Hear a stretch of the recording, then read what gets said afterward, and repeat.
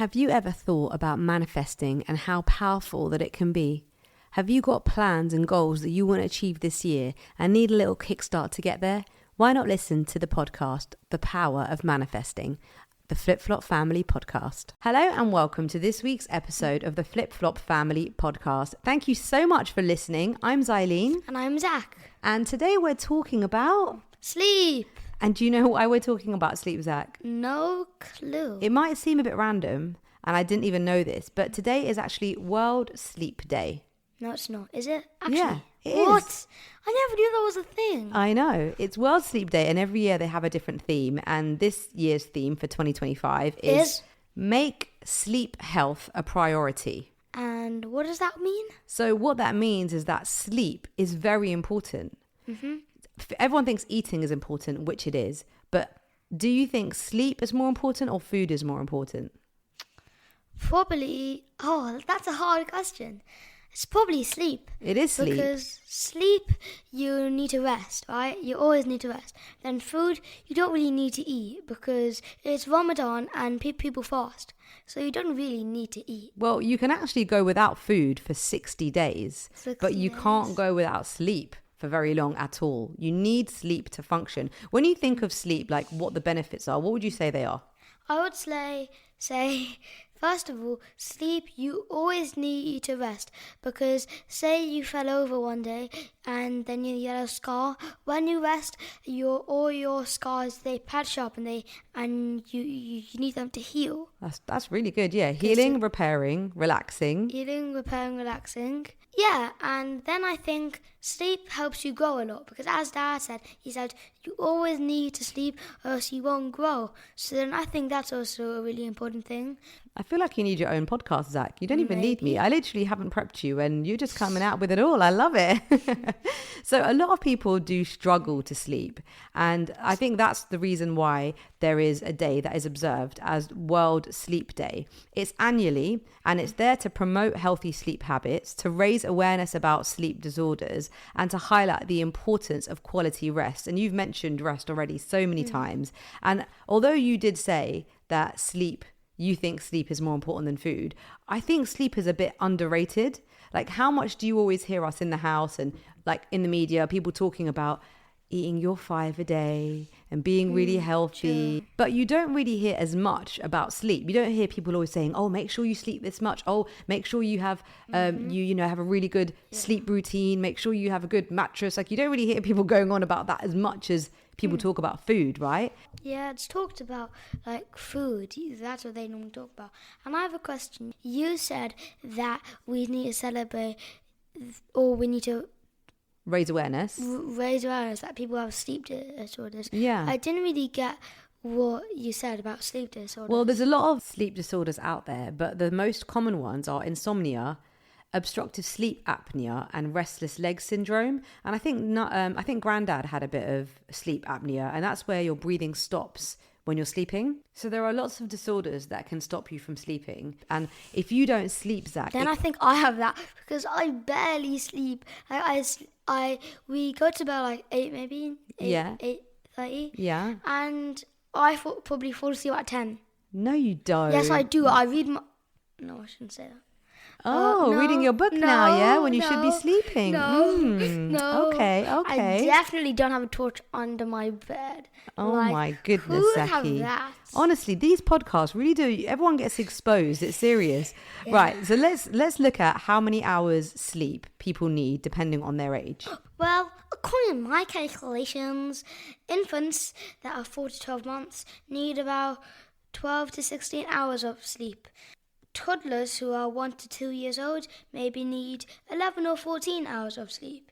Then preschoolers 3 to 5 years need 10 or 13 hours of sleep. School-age children that are maybe 6 to 12 years old need 9 to 12 hours of sleep per 24 hours. Teens that are 13 to 18 years old, like Minnie, need maybe 8 to 10 hours of sleep.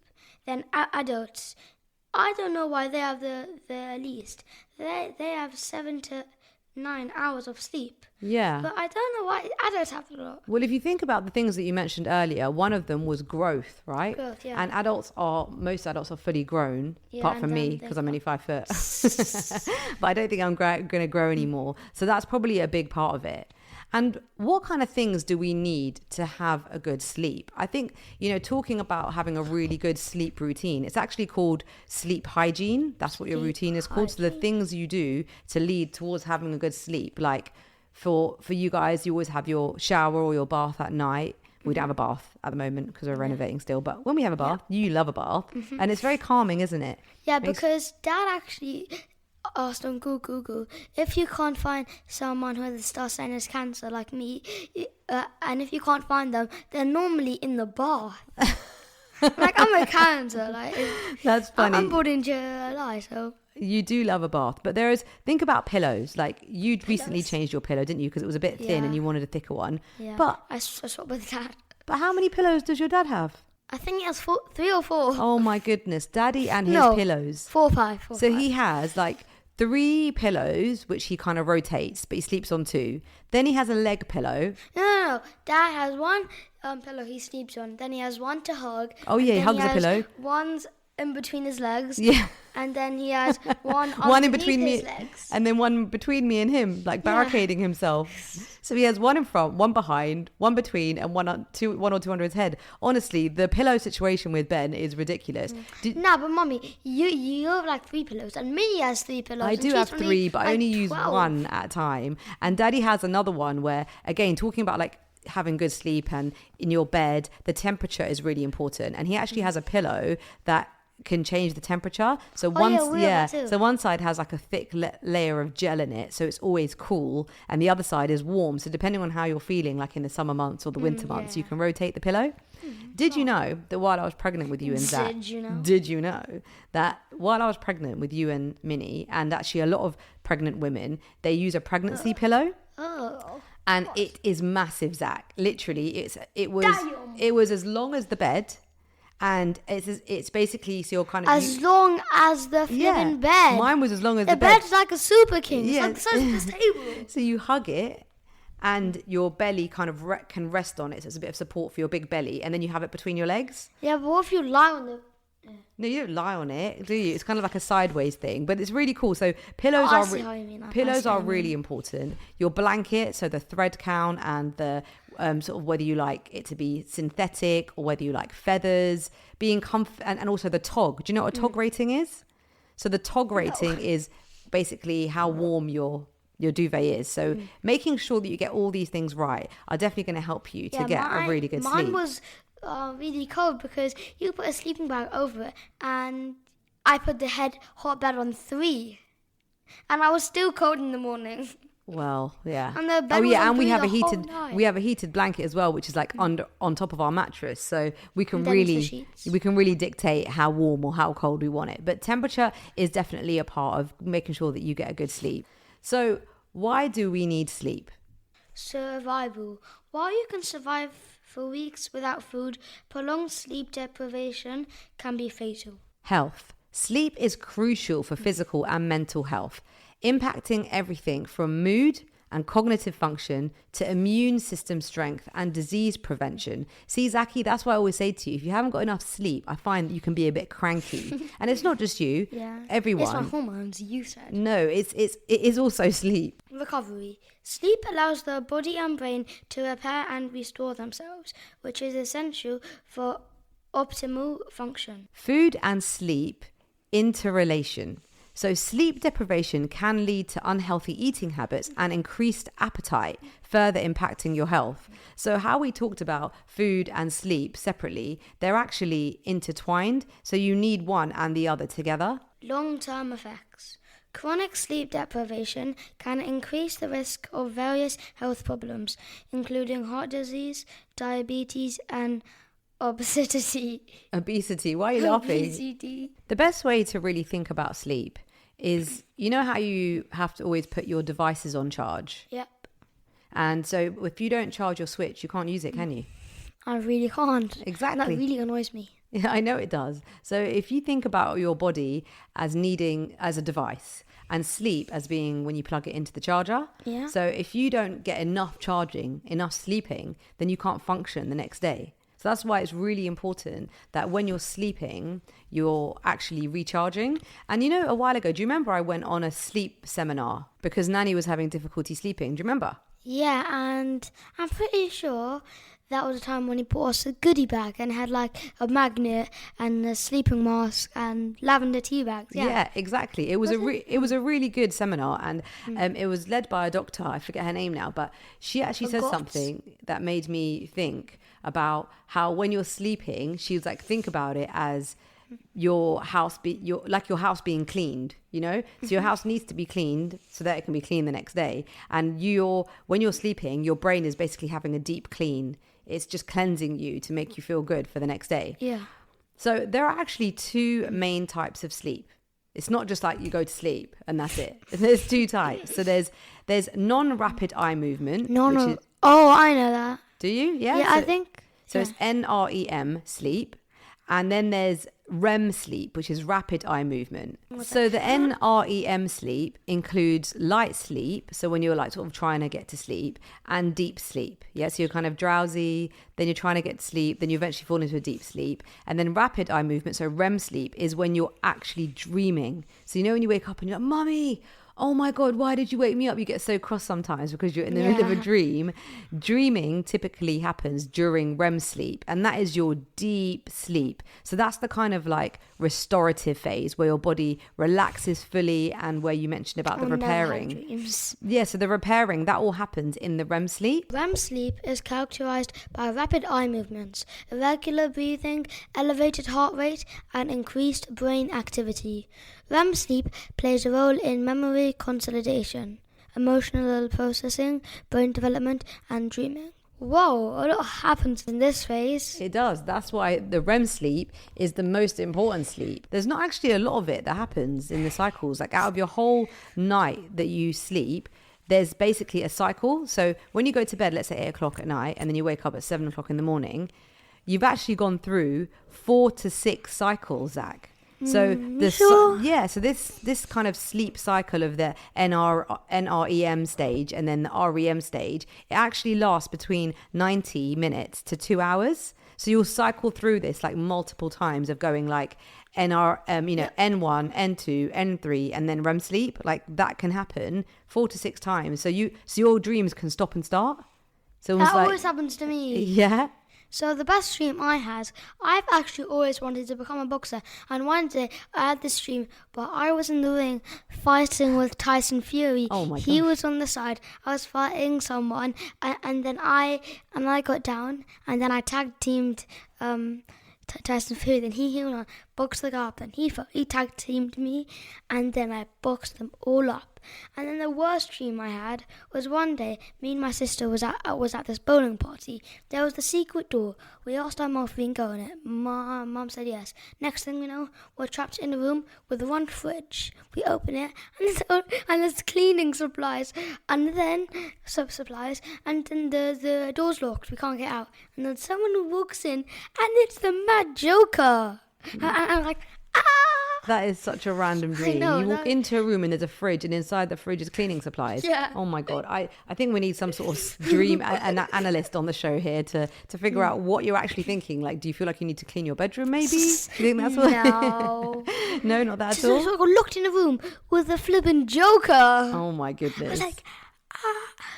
So during this podcast, we've talked about the importance of sleep, how important it is to make sure that you're getting good quality sleep, enough of that REM sleep.